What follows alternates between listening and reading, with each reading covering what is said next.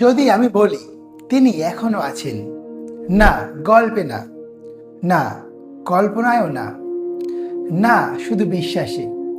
যদি আমি বলি পৃথিবীর কোথাও আজও তিনি শ্বাস নিচ্ছেন, 1000 বছর আগে যখন অযোধ্যা রাজপ্রাসাদে শেষবার সূর্য ডুবেছিল, যখন রাজা রাম তার লীলা সমাপ্ত করে চলে গেলেন, তখন একটা প্রশ্ন ইতিহাসকে তাড়া করে বেড়াচ্ছিল। তারপর হনুমান কোথায় গেল? তিনি কি অন্তর্ধান করলেন, নাকি তিনি কখনোই পৃথিবী ছাড়েননি? রামায়ণের শেষ পৃষ্ঠায় সব প্রশ্নের উত্তর নেই। রামায়ণ শেষ হয়, কিন্তু হনুমানের গল্প শেষ হয় না। কারণ শাস্ত্র বলে তিনি চিরঞ্জীবী, অমর, এই পৃথিবীতেই আছেন। কিন্তু কোথায়? হিমালয়ের গুহায়, নাকি কোনো অচেনা অরণ্যে, নাকি মানুষের চোখের সামনেই কোনো অচেনা রূপে? আজ আমরা শুধু গল্প বলবো না, আজ আমরা খুঁজব শেষবার কবে তাকে দেখা গিয়েছিল। আর বিশ্বাস করুন, শেষ অংশে পৌঁছালে আপনার গায়ে কাঁটা দিয়ে উঠবে। রাবণের পতনের পর লঙ্কা পড়েছিল, যুদ্ধ শেষ, রাবণ ইতিহাস। কিন্তু যুদ্ধের পর সবচেয়ে নীরব হয়ে গিয়েছিলেন একজন, তিনি হনুমান। সবাই পুরস্কার পেল, রাজ্য পেল, সম্মান পেল, কিন্তু তিনি কিছুই নিলেন না। কেন? শাস্ত্রে বলা হয় তিনি শুধু একটাই কথা বলেছিলেন, প্রভু যেখানে আমি সেখানে। তারপর যখন রাম পৃথিবী ছাড়লেন, হনুমান নাকি মাথা নত করে দাঁড়িয়ে রইলেন, চোখে জল, কিন্তু মুখে অদ্ভুত এক শান্তি। কেন শান্তি? কারণ তিনি জানতেন তার কাজ এখনো শেষ হয়নি। অযোধ্যা সেদিন অদ্ভুত শান্ত ছিল।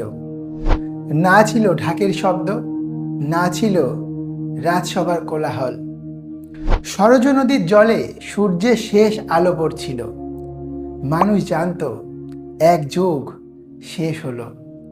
কিন্তু একজন প্রাসাদের বাইরে দাঁড়িয়েছিলেন, স্থির হয়ে। তিনি কাঁদছিলেন না উচ্চস্বরে, তিনি ভেঙে পড়েননি। শাস্ত্র বলে রাম যখন লীলা সমাপ্ত করলেন, হনুমান তখনও পৃথিবীতে রয়ে গেলেন। কারণ তাকে আশীর্বাদ দেওয়া হয়েছিল, যতদিন আমার নাম উচ্চারিত হবে ততদিন তুমি থাকবে। তাহলে প্রশ্ন হলো, তিনি কি অযোধ্যা ছেড়ে চলে গেলেন, নাকি তিনি সেখানেই থেকে গেলেন অদৃশ্য এক প্রহরী হয়ে?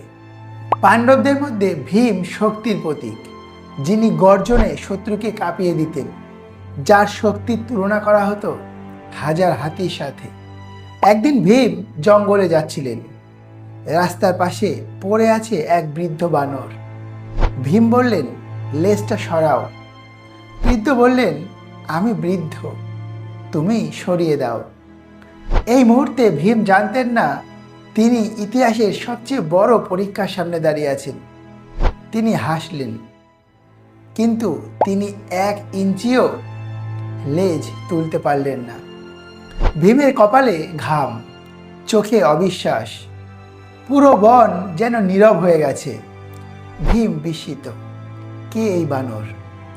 তারপর প্রকাশ পেলেন তিনি আর কেউ নন, স্বয়ং হনুমান। তখন হনুমান তার নিজের আসল রূপ প্রকাশ করলেন। শাস্ত্রে বর্ণনা আছে তার দেহ আকাশ ছুঁয়েছিল, চোখে অগ্নি, কণ্ঠে বজ্রের শব্দ। ভীম বুঝলেন এই শক্তির সামনে তার অহংকার কিছুই না। আরও একটা কথা উল্লেখ আছে, কুরুক্ষেত্রের যুদ্ধে অর্জুনের রথের পতাকায় হনুমান অবস্থান করেছিলেন। মানে তিনি শুধু অতীতের চরিত্র নন, মহাভারতের যুগেও তার অস্তিত্ব ছিল। কিন্তু প্রশ্ন হলো, এরপর লক্ষ্য করো, তিনি বৃদ্ধ রূপে কেন এলেন? কেন তিনি শক্তি দেখালেন কিন্তু নাম লুকালেন? তিনি কি তখনও পৃথিবীতে ঘুরে বেড়াচ্ছিলেন? এই সাক্ষাৎ ছিল মহাভারতে তার উপস্থিতির প্রমাণ। কিন্তু প্রশ্ন হলো, এরপর কোথায় তাকে শেষ দেখা গিয়েছিল? এবং এখান থেকেই শুরু হয় সবচেয়ে বেশি বিতর্কিত তথ্য। চিরঞ্জীবী মানে শুধু অমর না, মানে সময়ের বাইরে থাকা। কিন্তু শাস্ত্র 7জন চিরঞ্জীবীর কথা বলেছেন। তাদের মধ্যে আছেন হনুমানও। এটা শুধু লোক কথা নয়, পুরাণে তাদের উল্লেখ আছে। তাহলে যদি শাস্ত্র মানি, তাহলে হনুমানের পৃথিবীতে থাকা অসম্ভব নন। তাহলে কি তিনি আজও বেঁচে? যদি তিনি সত্যিই বেঁচে থাকেন, তাহলে পৃথিবীতে আমরা একা নই। এখানেই রহস্য গভীর হয়। হিমালয়ের দাবি। অনেক সাধু বলেন হিমালয়ের গুহায় ধ্যানের সময় এক বিশাল ছায়ামূর্তি দেখা গেছে। অদ্ভুতভাবে আলাদা আলাদা সাধুর বর্ণনা প্রায় একই।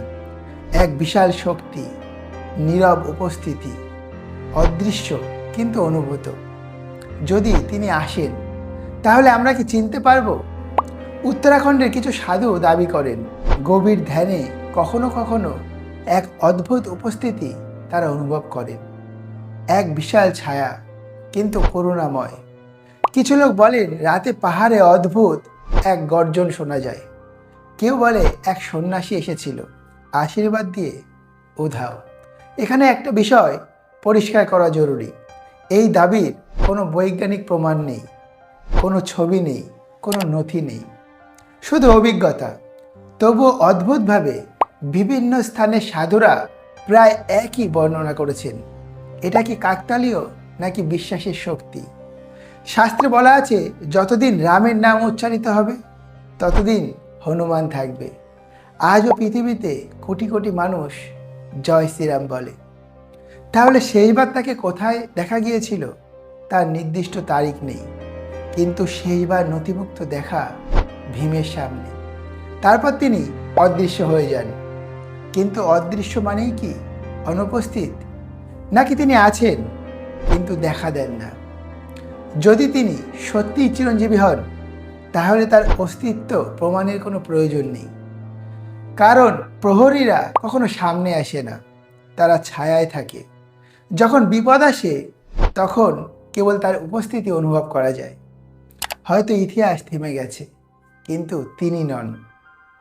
যদি আজ রাতে আপনি একা থাকেন আর হঠাৎ মনে হয় কেউ আপনাকে রক্ষা করছে, তবে মনে রাখবেন কিছু উপস্থিতি চোখে দেখা যায় না। উনি রাজা হননি, সিংহাসন নেননি, কিন্তু ইতিহাসের সবচেয়ে নীরব শক্তি হয়ে রয়ে গেলেন। হনুমানকে শেষবার কোথায় দেখা গিয়েছিল? হয়তো শেষবার নয়, হয়তো তিনি এখনো অপেক্ষায় আছেন। কমেন্টে শুধু আপনার মতামত লিখে যাবেন। তিনি আছেন নাকি এটা শুধুমাত্র কাহিনী? দেখি কতজন শেষ পর্যন্ত এটা দেখলেন। জয় শ্রীরাম, জয় হনুমান।